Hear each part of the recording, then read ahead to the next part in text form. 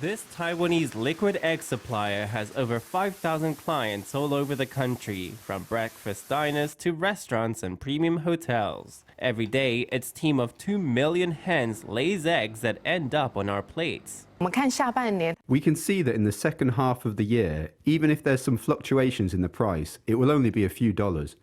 It's not going to be like last year, when people were scrambling to get hold of eggs, or you could only get one if you were a millionaire. We're approaching the end of the year, which is when demand for eggs always peaks. Right now, supply outstrips demand, so businesses are able to save on costs. But here's an interesting fact. For more than a decade, the industry has referred to waste eggshells as white gold. 3 to 4 tons are produced every day. The egg yolk gives them enough nutrition. The egg white gives them muscles. The eggshell gives them calcium because they break out of the shell, right? What can we use the eggshells for? They can use infrared light for insulation.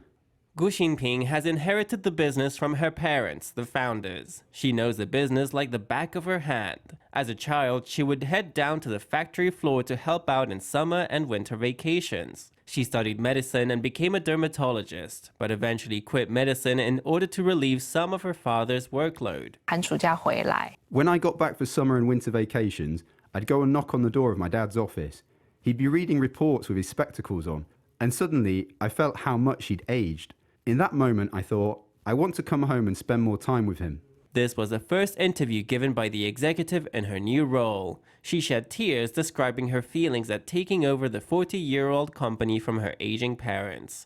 Her hope is not just to make profits, she said, but to steer the company towards a century of good business.